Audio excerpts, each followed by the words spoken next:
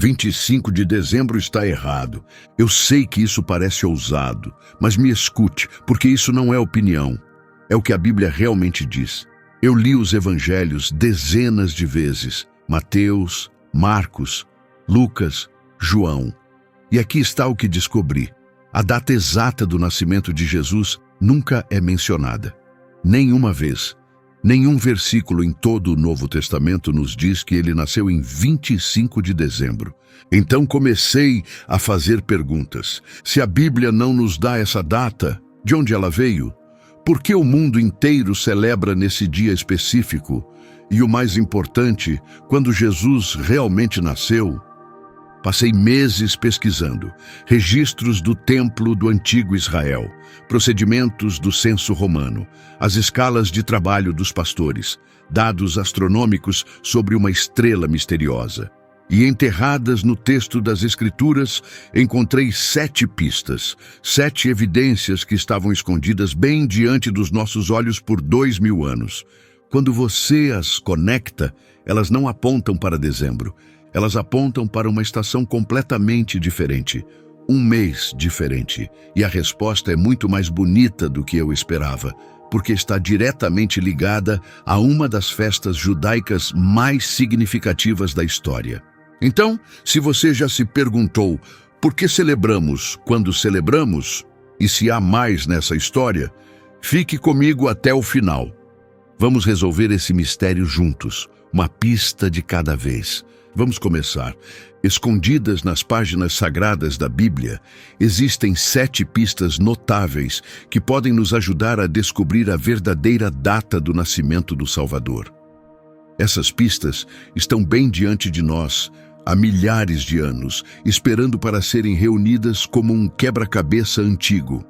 E nessa jornada, vamos examinar cada uma delas cuidadosamente. Vamos mergulhar fundo nas Escrituras, explorar registros históricos e conectar os pontos que revelam um dos maiores mistérios de toda a história humana. Vamos começar com nossa primeira pista. A primeira pista que nos aponta para a verdade pode ser encontrada no Evangelho escrito por Lucas. A passagem descreve um evento histórico significativo que colocou tudo em movimento. Ela nos diz que naqueles dias, o poderoso imperador romano César Augusto emitiu um comando oficial. Ele ordenou que uma contagem completa de cada pessoa vivendo sob o domínio romano fosse realizada. Era uma tarefa imensa que afetou todo o império. O texto continua explicando que esse censo específico foi o primeiro realizado enquanto um homem chamado Quirino servia como governador da Síria. Por causa desse decreto imperial, cada pessoa era obrigada a viajar de volta à sua cidade natal ancestral para ser devidamente registrada e contada. Mas por que os romanos passariam por todo esse trabalho? A resposta está em entender como o Império Romano funcionava. Os romanos eram incrivelmente organizados e metódicos em tudo o que faziam. Eles entendiam que informação significava poder. Ao contar cada pessoa em seu território, podiam manter controle rígido sobre a população. Ninguém podia se esconder dos cobradores de impostos. Ninguém podia escapar de suas obrigações com Roma. Esses registros de censo não eram apenas papelada administrativa, eram instrumentos poderosos de controle que demonstravam a autoridade absoluta do imperador sobre cada vida em seu domínio, do nobre mais rico ao camponês mais pobre. Mas é aqui que a história toma um rumo incrível. Enquanto César Augusto sentava em seu trono acreditando que tinha o destino do mundo em suas mãos, algo muito maior estava acontecendo. O Deus do universo estava trabalhando silenciosamente nos bastidores, usando as decisões de um governante terreno para cumprir seus propósitos eternos. O imperador pensava que estava simplesmente contando seus súditos, mas na realidade ele estava participando de uma história divina que havia sido escrita muito antes de Roma existir. Esse censo criou um movimento massivo de pessoas por toda a terra. Milhares e milhares de famílias foram forçadas a arrumar seus pertences e viajar para suas cidades ancestrais. Entre todos esses viajantes, havia uma família em particular que mudaria o curso da história para sempre. José era um humilde carpinteiro, mas carregava em sua linhagem uma herança real. Ele era descendente direto do rei Davi e, por causa disso, era obrigado a se registrar na cidade de seus ancestrais. Essa cidade era Belém. E viajando com ele estava sua jovem esposa Maria, que estava nos últimos estágios de sua gravidez, carregando em seu ventre o Messias prometido. Tente imaginar como essa jornada deve ter sido. A distância de Nazaré até Belém era de aproximadamente 130 quilômetros por terreno difícil. Mesmo para pessoas saudáveis e fortes, essa teria sido uma viagem exaustiva que levava vários dias. Agora, imagine uma mulher prestes a dar à luz fazendo essa mesma jornada, provavelmente a pé ou talvez no lombo de um jumento. Cada passo deve ter sido desconfortável. Cada quilômetro deve ter parecido infinito. Do ponto de vista humano, isso parecia um péssimo momento e uma situação impossível. Mas o que parecia ser um desastre logístico era, na verdade, uma peça perfeitamente orquestrada de um plano divino. Você vê, mais de 700 anos antes desse momento, um profeta chamado Miqueias havia recebido uma mensagem de Deus e registrado estas palavras. Ele escreveu que Belém, apesar de ser uma das menores e mais insignificantes cidades de toda Judá, se tornaria o local de nascimento de um governante que lideraria Israel. Essa profecia antiga havia esperado séculos para ser cumprida.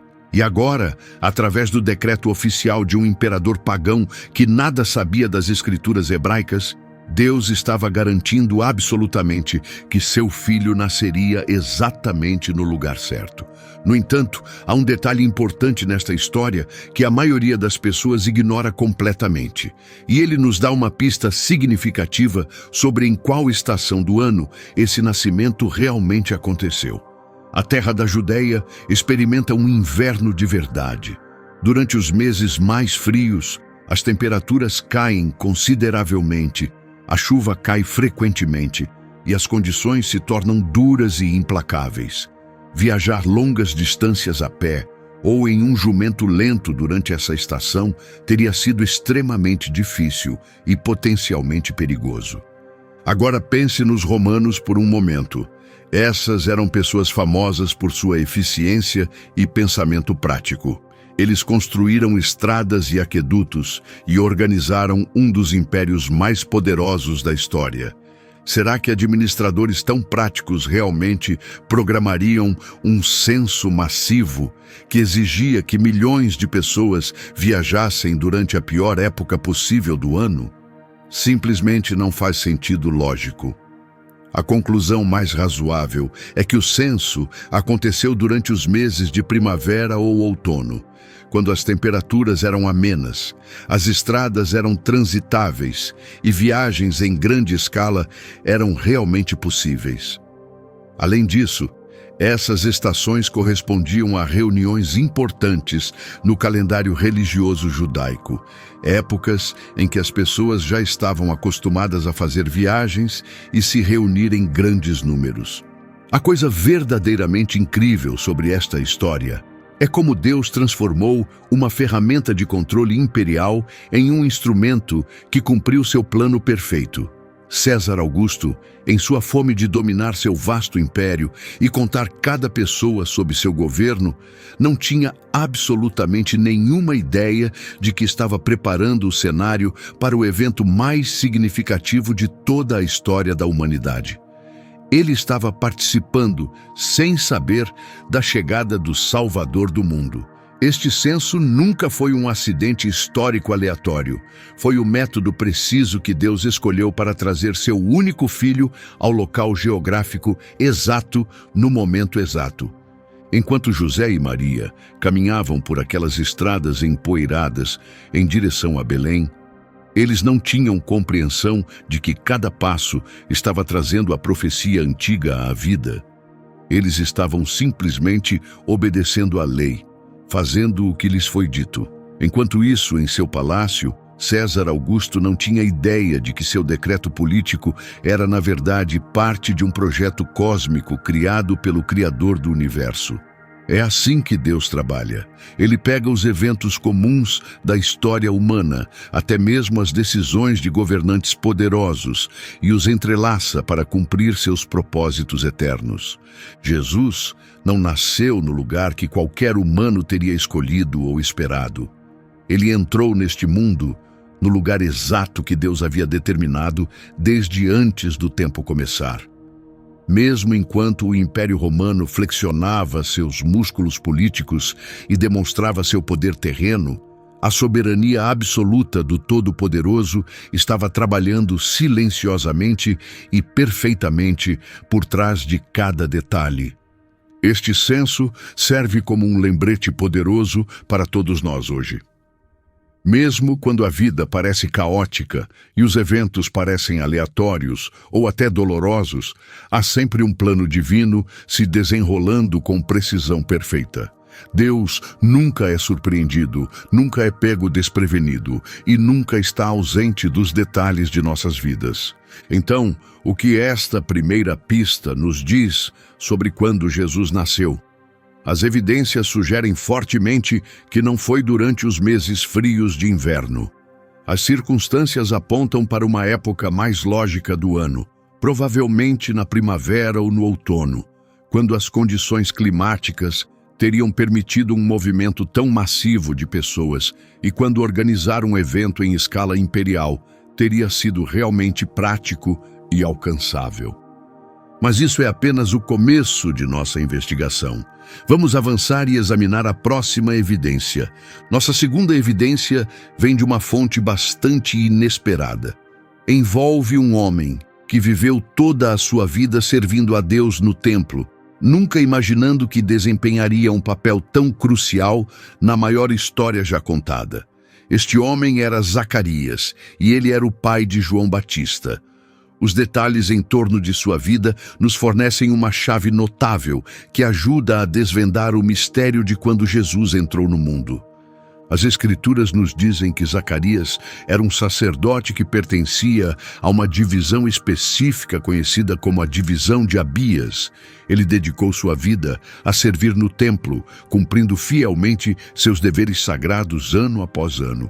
Então, um dia extraordinário, enquanto ele estava realizando suas responsabilidades sacerdotais e queimando incenso no lugar santo, algo absolutamente incrível aconteceu. Um mensageiro celestial apareceu de repente diante dele. Este não era um momento comum. Um anjo do Senhor estava ali mesmo na frente de Zacarias, com uma mensagem que alteraria o curso da história humana para sempre. O anjo trouxe notícias que pareciam completamente impossíveis. A esposa de Zacarias, Isabel, não havia conseguido ter filhos durante todo o casamento. Ela era estéril, e ambos haviam envelhecido, bem além da idade em que alguém esperaria se tornar pai. No entanto, o anjo anunciou que Isabel conceberia e daria à luz um filho. Esta criança cresceria para se tornar João Batista, o profeta escolhido por Deus para preparar o caminho para a vinda do Messias. Ele seria a voz clamando no deserto, endireitando os caminhos do Senhor. Agora é aqui que a história se torna verdadeiramente fascinante e extremamente relevante para a nossa investigação. O momento preciso desta visita angelical nos dá uma ferramenta incrivelmente valiosa para calcular quando Jesus realmente nasceu. Preste muita atenção a isso, porque requer que entendamos como o serviço do templo era organizado no antigo Israel. O Evangelho de Lucas nos fornece detalhes específicos que a maioria dos leitores passa sem perceber sua importância. O texto nos diz que durante o reinado do rei Herodes sobre a Judeia, vivia um sacerdote chamado Zacarias, que servia na divisão sacerdotal de Abias. Lucas continua explicando que Zacarias estava cumprindo seus deveres no templo quando sua divisão estava programada para servir diante de Deus. Para entender o que isso significa, precisamos saber como o sacerdócio funcionava. Os sacerdotes de Israel eram organizados em 24 grupos ou divisões separadas. Cada um desses grupos revezava no serviço do templo, com cada divisão trabalhando por uma semana de cada vez.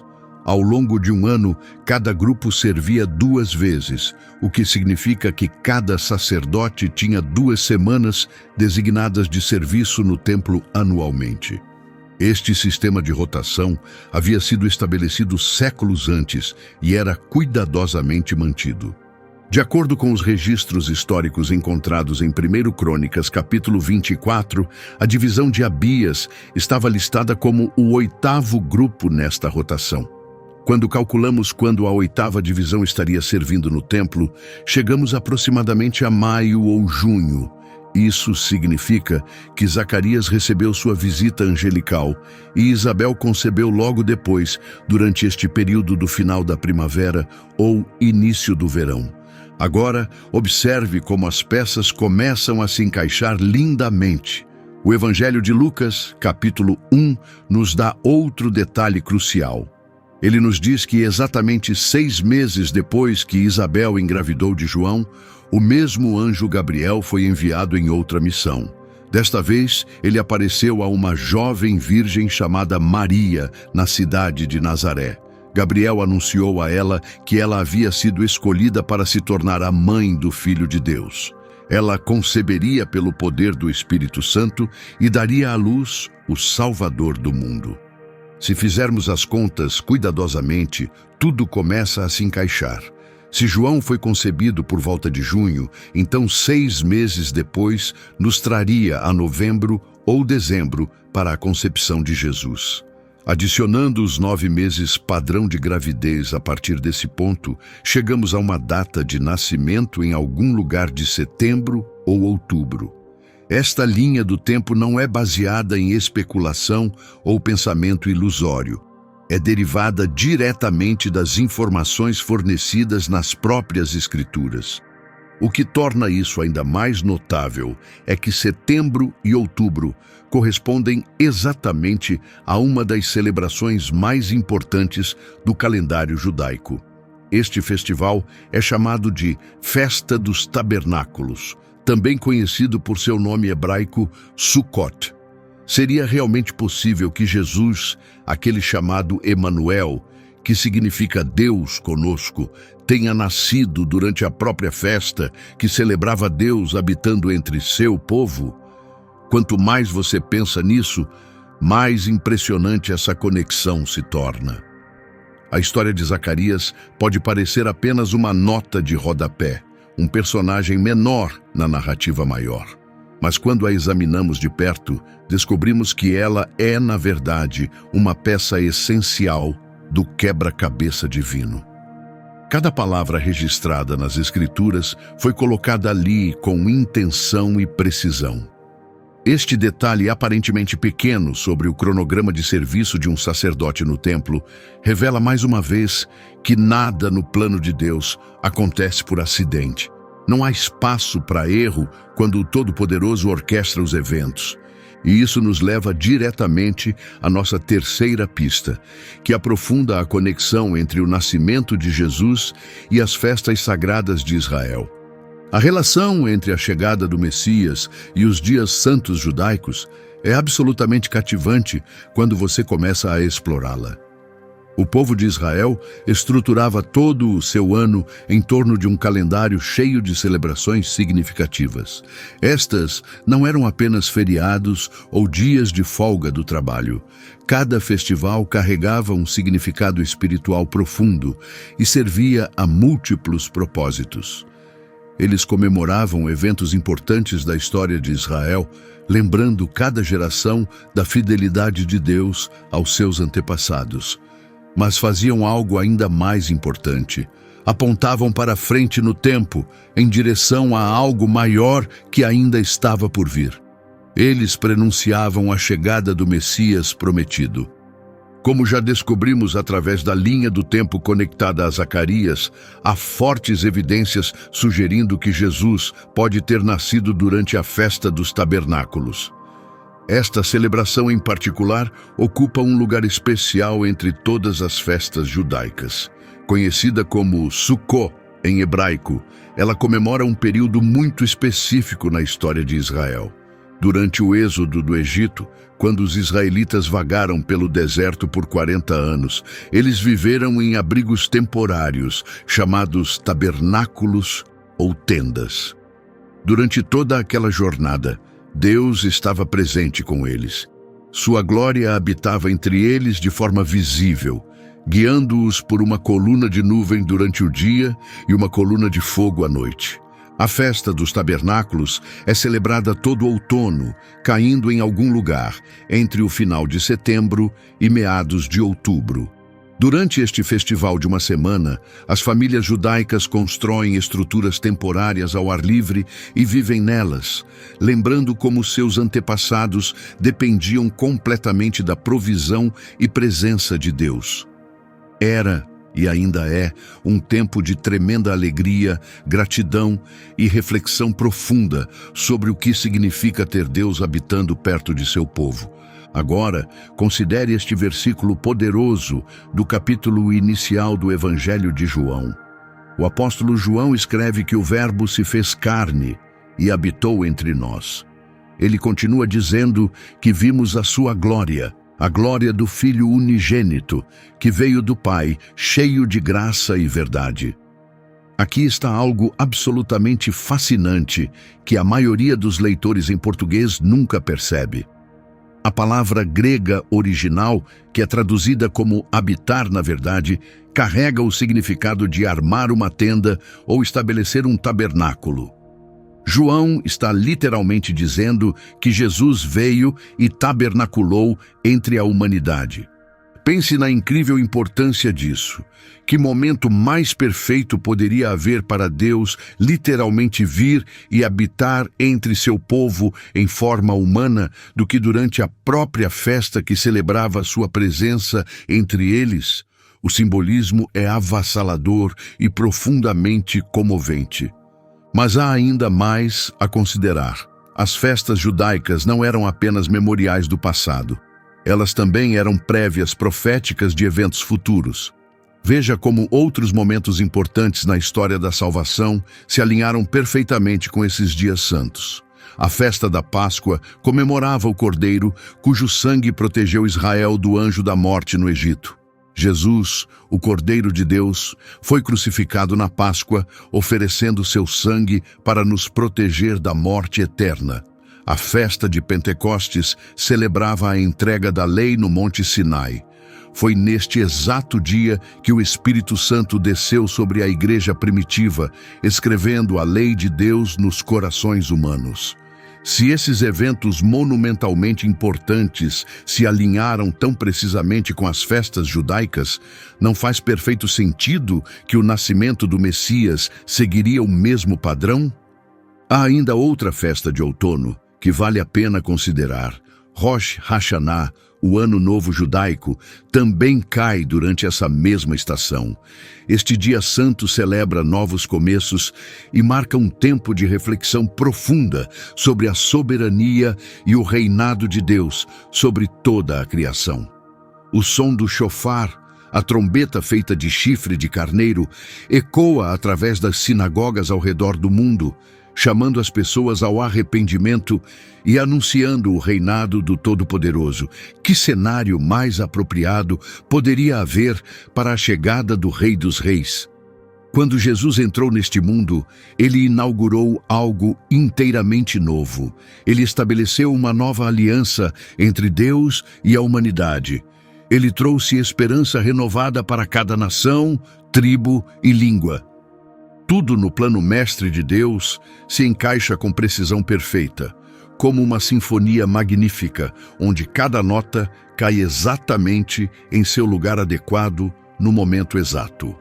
A forte possibilidade de que o nascimento de Jesus se alinhou com essas antigas festas judaicas demonstra algo profundo. Sua chegada não foi um evento isolado, desconectado de tudo o que veio antes. Ela foi tecida intimamente no tecido da história, tradições e anseios espirituais de Israel.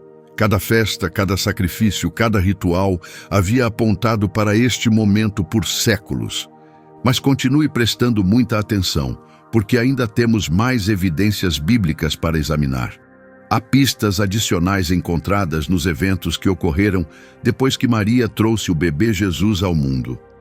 Nossa quarta evidência nos leva a uma colina tranquila nos arredores da pequena cidade de Belém, na própria noite que mudou tudo. Esta pista vem de uma cena que quase todos conhecem, mas muito poucos pararam para pensar cuidadosamente sobre o que ela realmente revela. No Evangelho de Lucas, encontramos uma bela descrição do que estava acontecendo nos campos ao redor de Belém, no exato momento em que o Salvador entrou no mundo. As Escrituras nos dizem que havia pastores vivendo no campo nas proximidades. Esses homens humildes estavam passando a noite ao ar livre, mantendo vigilância cuidadosa sobre seus rebanhos de ovelhas sob o céu aberto.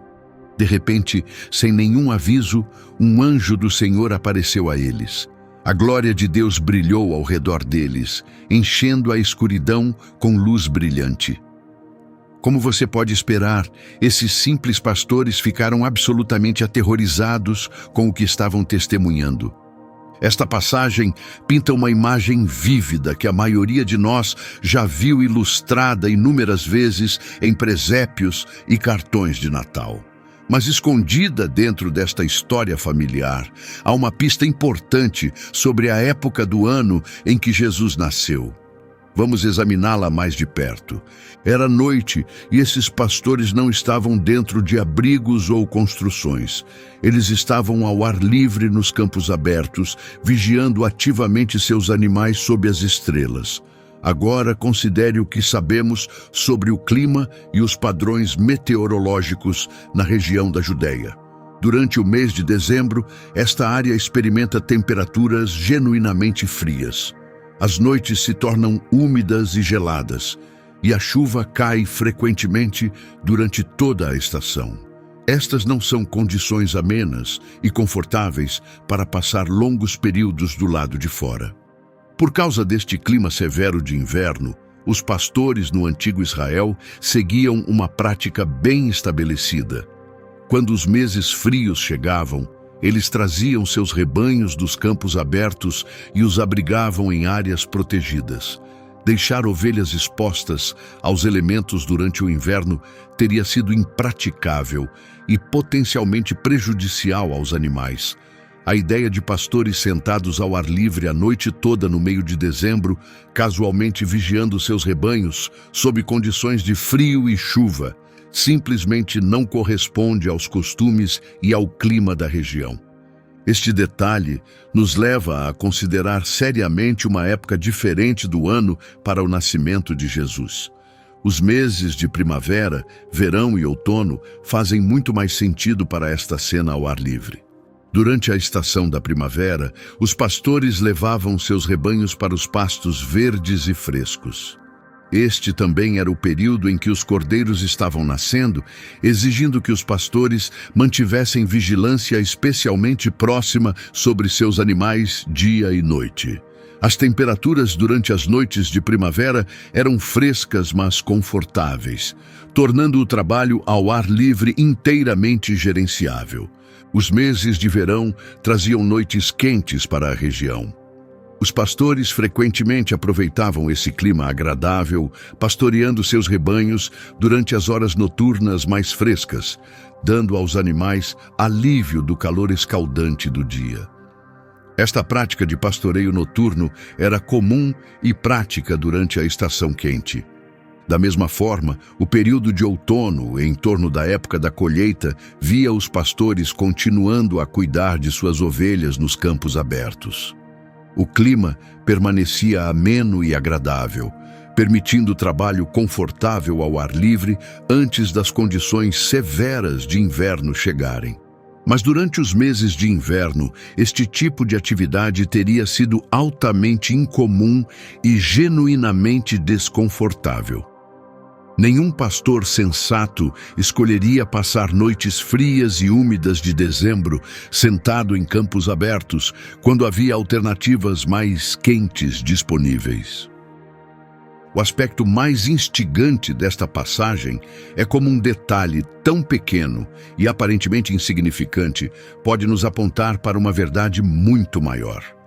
Se os pastores estavam de fato ao ar livre, vigiando seus rebanhos na noite em que Jesus nasceu, isso sugere fortemente que o Salvador não chegou durante a estação de inverno. Dezembro se torna altamente improvável quando consideramos as condições reais que esses homens teriam enfrentado. Mas há outra pista notável escondida nos eventos daquela noite santa. Vamos voltar nossa atenção para um dos elementos mais misteriosos e cativantes em toda a narrativa do nascimento. A estrela de Belém tem fascinado crentes, estudiosos e astrônomos por 2000 anos. Ela permanece como uma das características mais enigmáticas na história de como Jesus veio ao mundo. O Evangelho de Mateus nos apresenta esta maravilha celestial com estas palavras. Depois que Jesus nasceu na cidade de Belém, durante os dias em que Herodes era rei, homens sábios de terras orientais chegaram a Jerusalém. Eles vieram fazendo uma pergunta importante: onde está a criança que nasceu como rei dos judeus? Eles explicaram que haviam observado sua estrela surgindo no céu oriental e haviam viajado uma grande distância para adorá-lo. Mas o que exatamente era esta estrela que apareceu nos céus? Era simplesmente um evento astronômico natural que ocorreu no momento certo? Ou era um sinal sobrenatural colocado no céu pelo próprio Deus? Talvez fosse de alguma forma ambos ao mesmo tempo. Qualquer que seja a verdadeira natureza desta estrela, uma coisa é absolutamente certa: ela marcou o momento preciso em que os próprios céus anunciaram que algo extraordinário e transformador do mundo estava acontecendo na terra abaixo. Ao longo dos séculos, inúmeros pesquisadores e cientistas tentaram identificar exatamente qual fenômeno astronômico os sábios podem ter observado. Eles pesquisaram registros antigos e fizeram cálculos complexos, tentando combinar eventos celestes com o período do nascimento do Messias. Uma das teorias mais amplamente discutidas propõe que a estrela de Belém era, na verdade, uma conjunção planetária. Isso ocorre quando dois planetas, como Júpiter e Saturno, se alinham de tal forma que parecem se fundir em um único ponto brilhante de luz quando vistos da Terra. De acordo com cálculos astronômicos cuidadosos, uma conjunção impressionante deste tipo ocorreu por volta do ano 7 a.C. Isso cai exatamente dentro do período em que a maioria dos estudiosos acredita que Jesus provavelmente nasceu. Outra possibilidade intrigante sugere que a estrela poderia ter sido o que os astrônomos chamam de nova ou supernova. Estas são explosões estelares dramáticas que podem subitamente criar uma luz intensamente brilhante no céu noturno. Tal explosão pode permanecer visível por semanas ou até meses, facilmente chamando a atenção de qualquer pessoa que estudasse regularmente os céus. No entanto, apesar de extensas buscas em registros históricos daquela era, nenhuma evidência definitiva de tal evento foi descoberta. Alguns pesquisadores propuseram que a estrela poderia ter sido um cometa passando pelo sistema solar. Cometas podem aparecer como objetos brilhantes em movimento no céu, o que poderia explicar como a estrela parecia guiar os sábios em sua jornada. No entanto, esta teoria tem um problema significativo.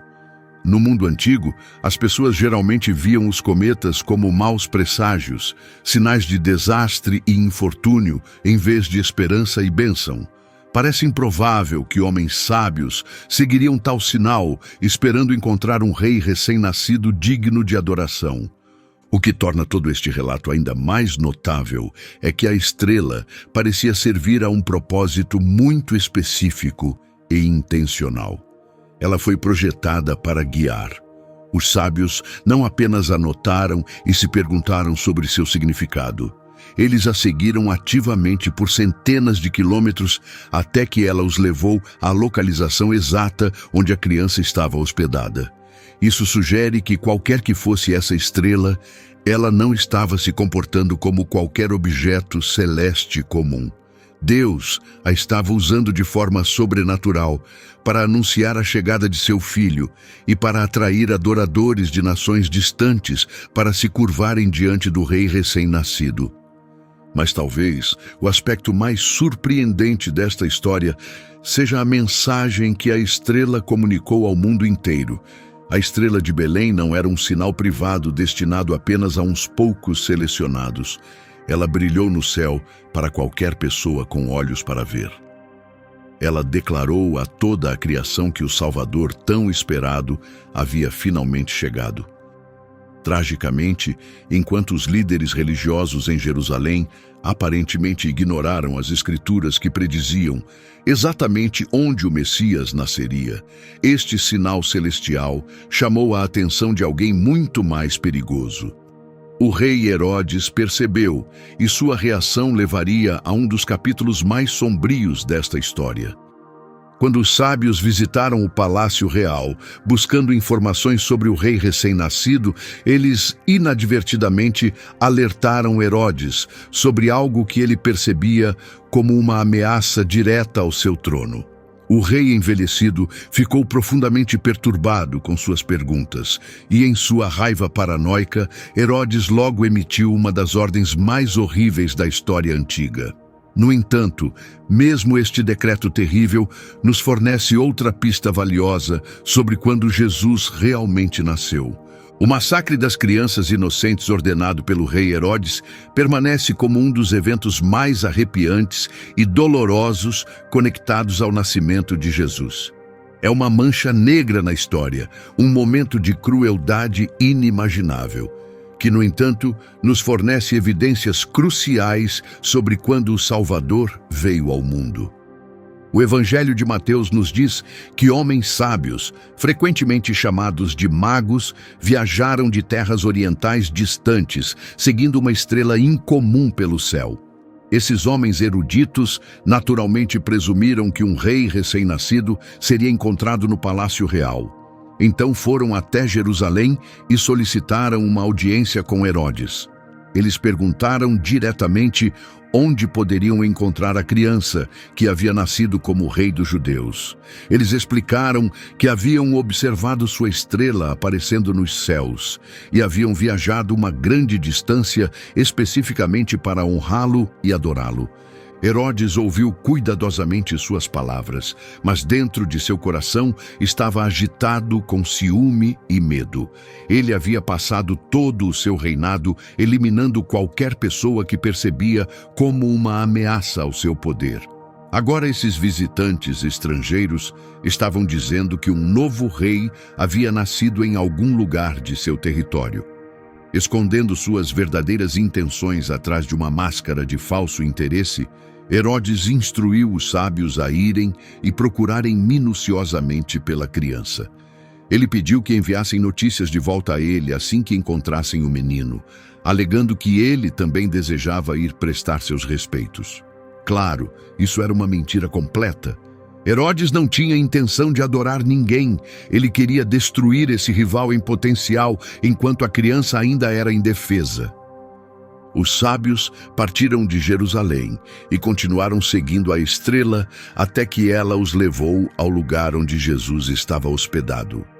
Eles encontraram a criança com sua mãe Maria e caíram de joelhos em adoração, apresentando-lhe presentes valiosos de ouro, incenso e mirra.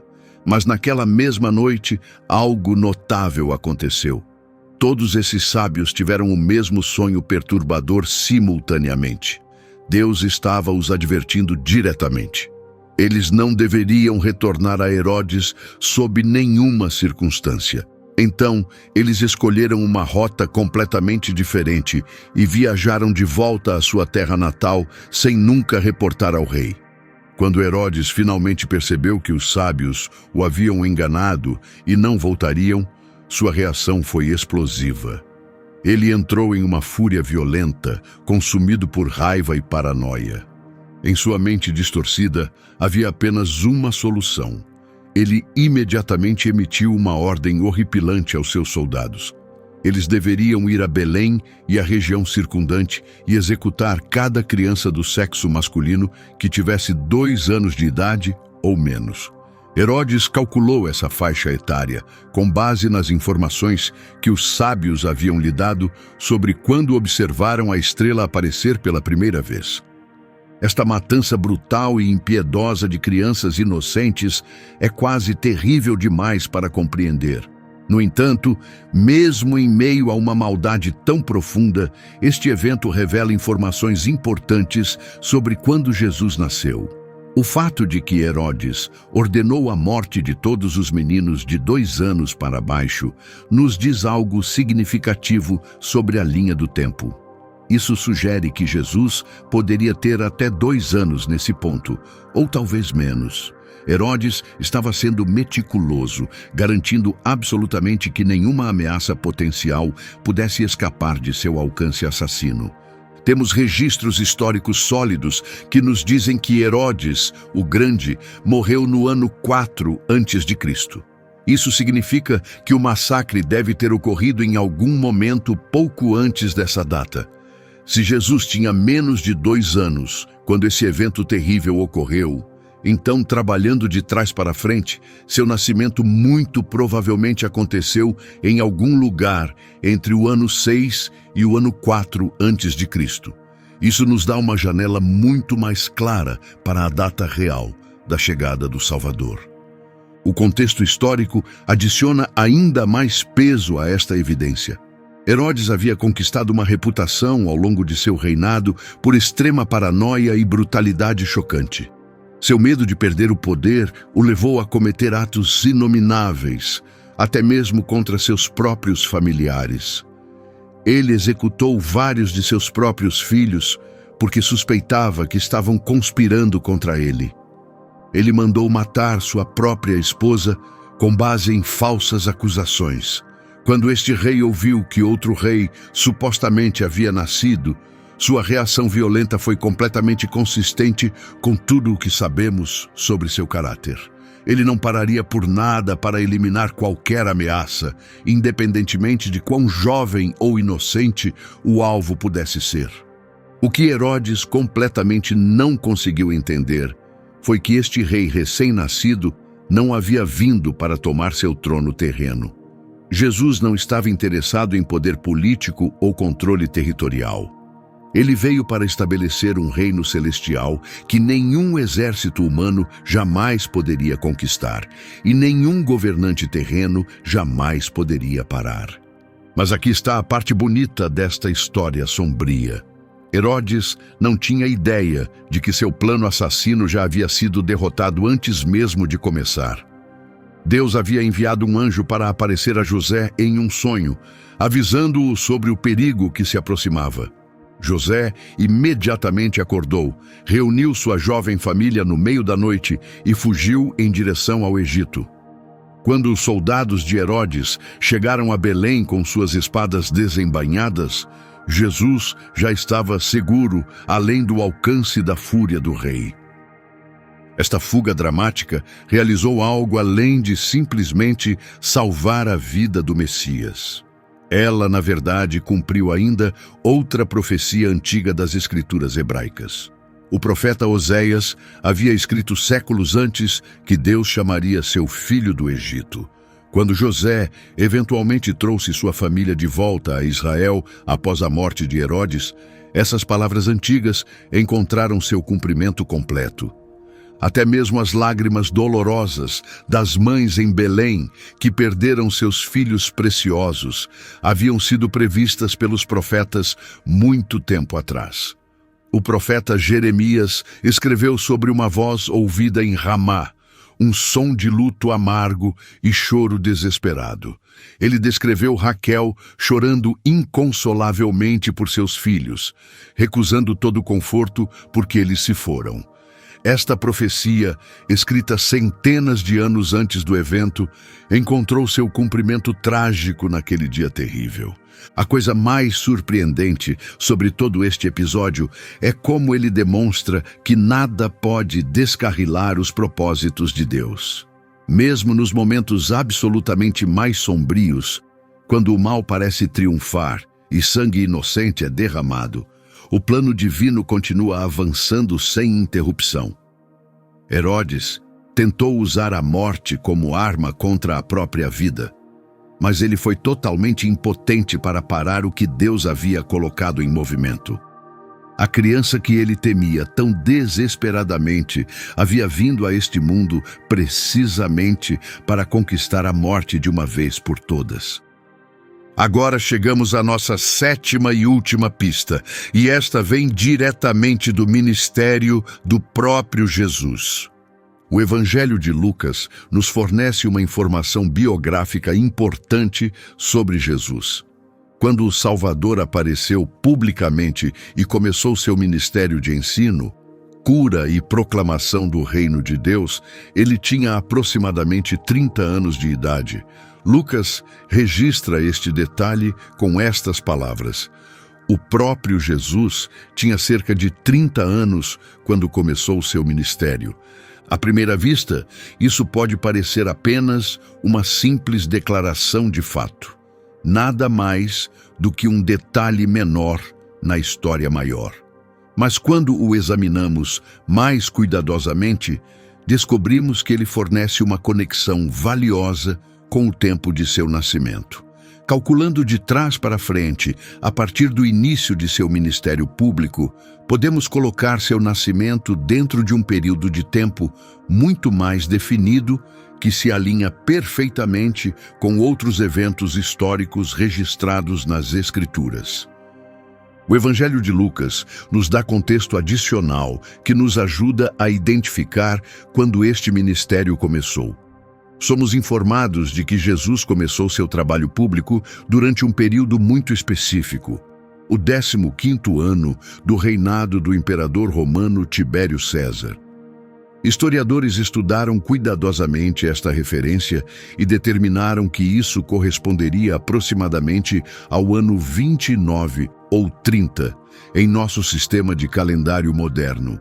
Se Jesus tinha cerca de 30 anos naquela época, uma simples subtração coloca seu nascimento em algum lugar entre o ano 6 e o ano 4 antes de Cristo. Notavelmente, isso se alinha exatamente com o que já estabelecemos sobre a morte do rei Herodes, que, de acordo com Mateus, definitivamente ainda estava vivo quando Jesus nasceu.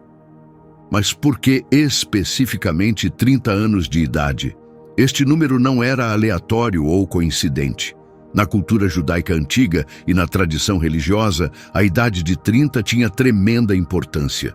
De acordo com o livro de Números, capítulo 4, 30 era a idade mínima na qual um homem poderia começar a servir como sacerdote no templo. Também era considerada a idade em que um homem alcançava plena maturidade e estava verdadeiramente pronto para assumir responsabilidades públicas e espirituais sérias.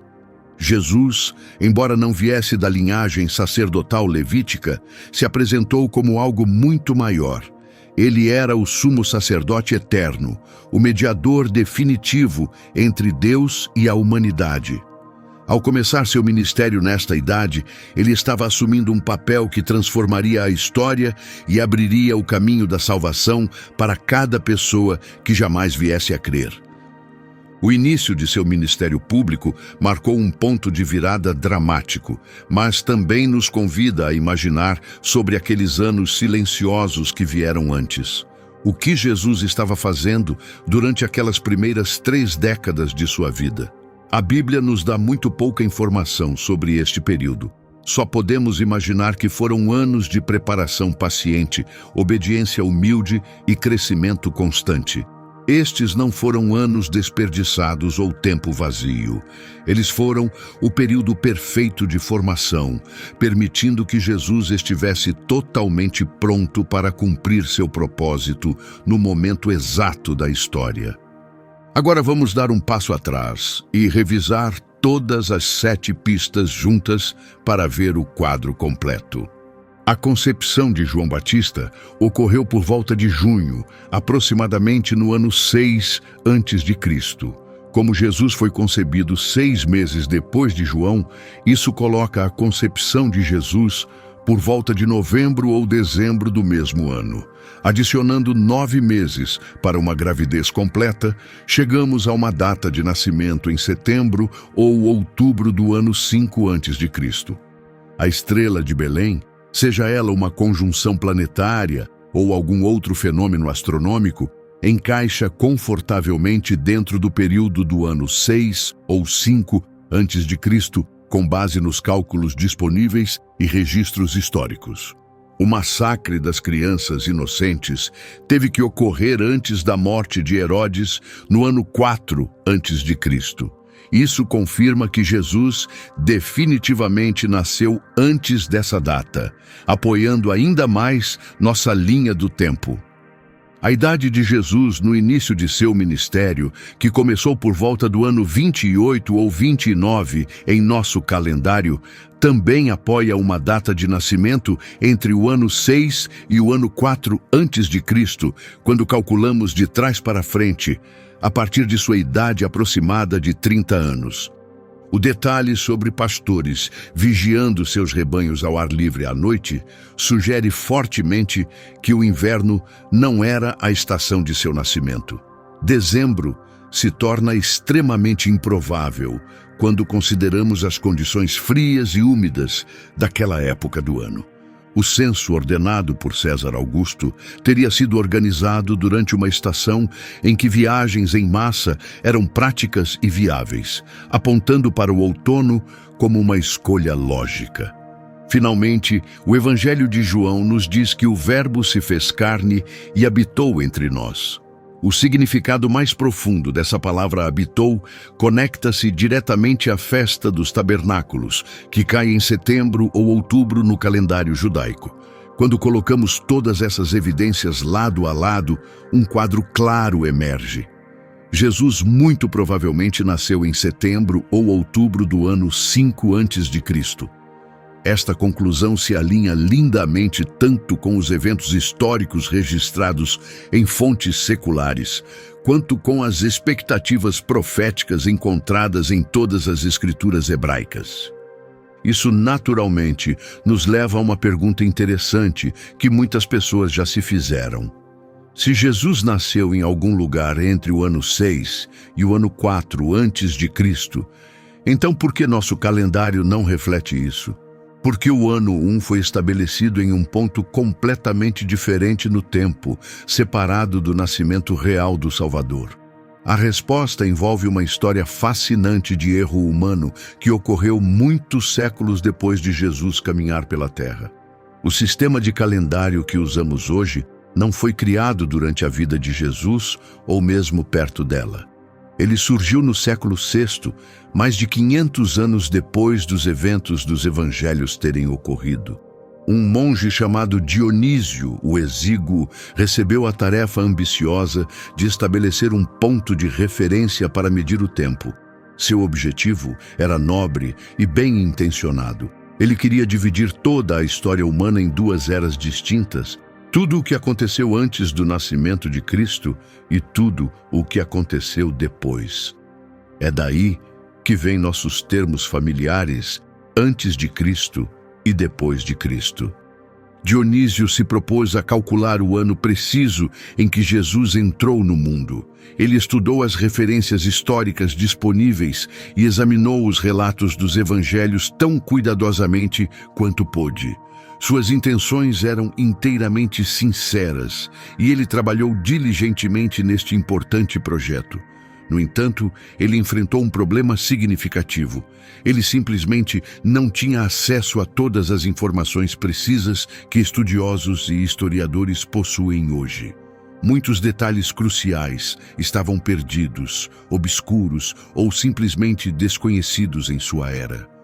Como resultado, Dionísio cometeu vários erros críticos em seus cálculos.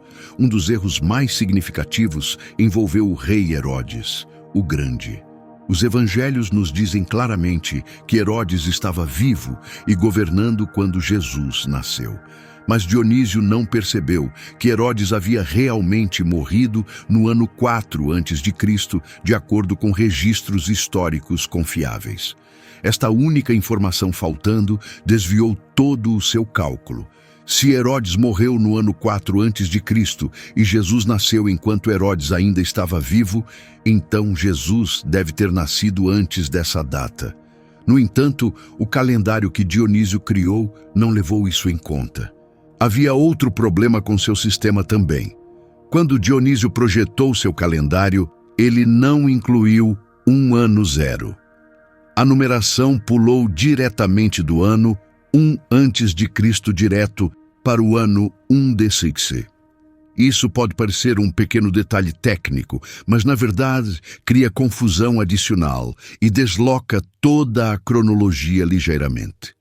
Aqui está a reviravolta irônica desta história. Mesmo que os cálculos feitos por Dionísio contivessem erros significativos, seu sistema de calendário pegou rapidamente e foi adotado em todo o mundo cristão. Ele eventualmente se tornou a base do calendário que praticamente todas as nações da Terra usam hoje. Mudá-lo agora seria praticamente impensável. Milhões e milhões de documentos históricos, eventos registrados, acordos legais e celebrações estão todos ancorados a este sistema. O mundo inteiro continua usando um ano 1, que na verdade não corresponde ao ano em que Jesus nasceu. Mas talvez haja algo bonito escondido dentro desta situação imperfeita. Serve como um lembrete de que, apesar de todos os nossos erros e limitações humanas, a coisa verdadeiramente importante não é a precisão matemática. O que mais importa é o significado do evento que estamos tentando marcar e lembrar. O momento em que o Salvador do mundo chegou entre nós. Mesmo quando Dionísio errou alguns de seus números, seu esforço conseguiu reorganizar como toda a humanidade pensa sobre a história. Tudo o que aconteceu desde aquele tempo é medido em relação a uma pessoa. O próprio tempo gira em torno dele.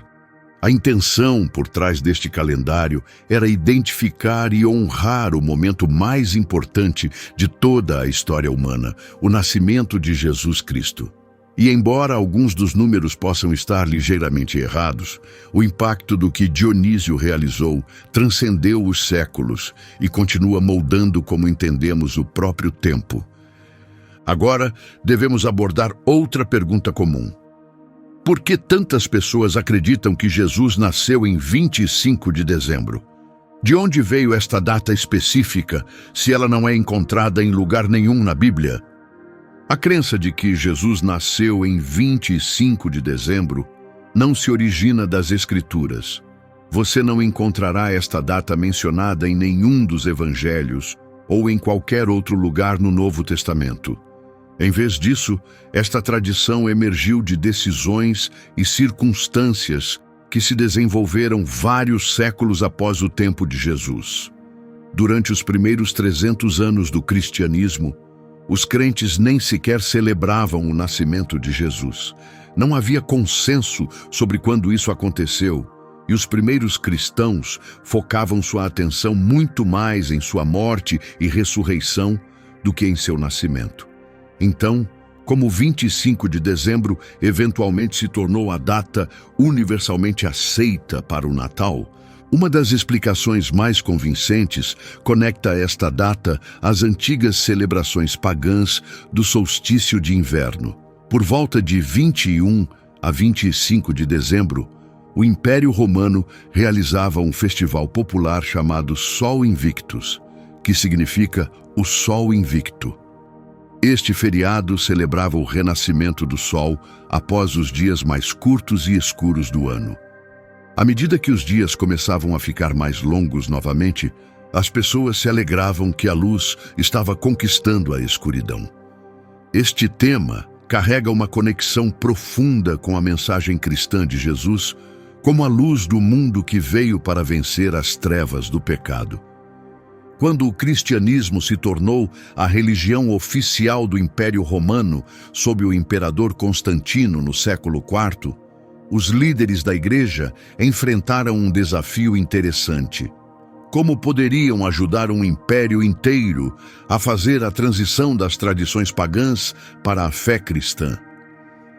Uma estratégia que empregaram foi pegar festivais existentes e transformá-los com um novo significado cristão.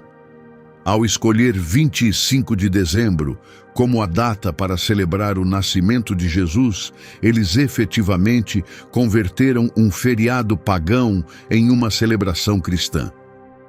Esta abordagem tornou a transição cultural mais suave para os novos crentes, permitindo que continuassem a se reunir e celebrar em momentos familiares, enquanto redirecionavam seu foco para o Salvador.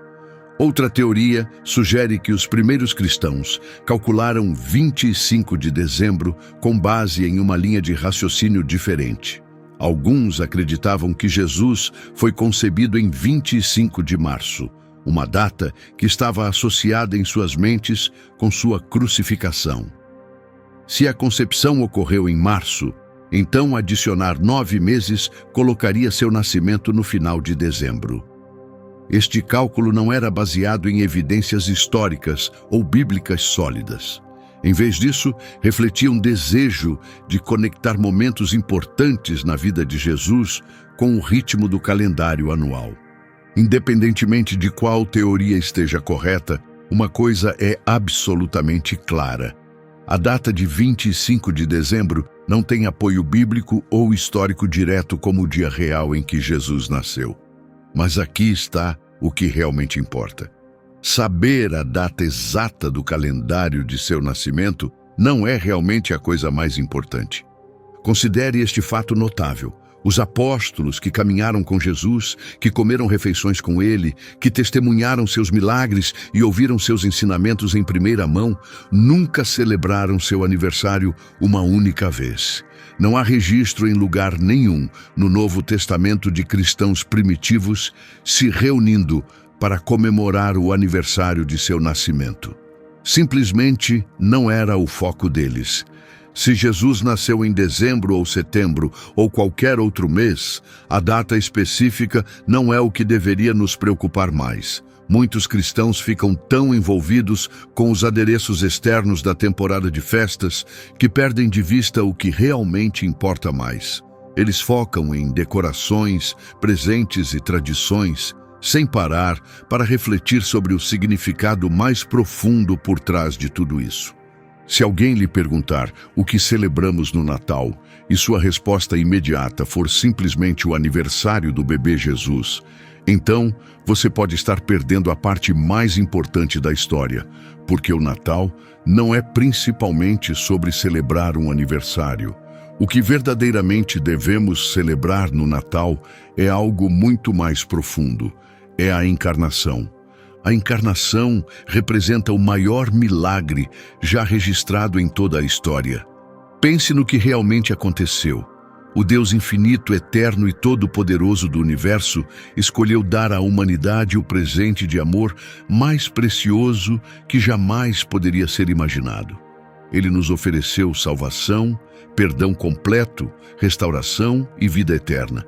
Mas para tornar este presente acessível a nós, ele fez algo absolutamente surpreendente. Ele se fez carne, ele assumiu forma humana, ele entrou em nosso mundo quebrado como um bebê pequeno e indefeso.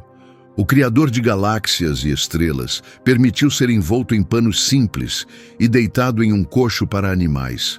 Aquele que falou o universo à existência aprendeu a falar palavras humanas como uma criança. O Todo-Poderoso se tornou vulnerável e dependente. E ele fez tudo isso por um propósito final. Ele veio para quebrar o poder do pecado que havia escravizado a humanidade desde o Jardim do Éden. Ele veio para abrir os portões do céu que haviam sido fechados por causa de nossa rebelião. Ele veio para fazer um caminho para sermos reconciliados com nosso Criador e viver com Ele para sempre. Isso é o que o Natal realmente significa. Esta é a mensagem que merece ser compreendida profundamente e compartilhada amplamente. Não é apenas sobre um bebê nascendo em um estábulo há muito tempo. É sobre o próprio Deus entrando na história humana para nos resgatar. Este é o ensinamento mais importante encontrado em qualquer lugar na Bíblia. É o coração da mensagem do Evangelho e merece não apenas sua compreensão completa, mas também ser compartilhado com todos que você ama. Sua família, seus amigos, seus entes queridos, todos eles precisam saber qual é o verdadeiro significado do Natal. Leve esta mensagem com você. Deixe-a transformar como você pensa sobre esta temporada e todas as temporadas. E seja uma luz para todos ao seu redor, compartilhando esta verdade incrível hoje e sempre. Amém.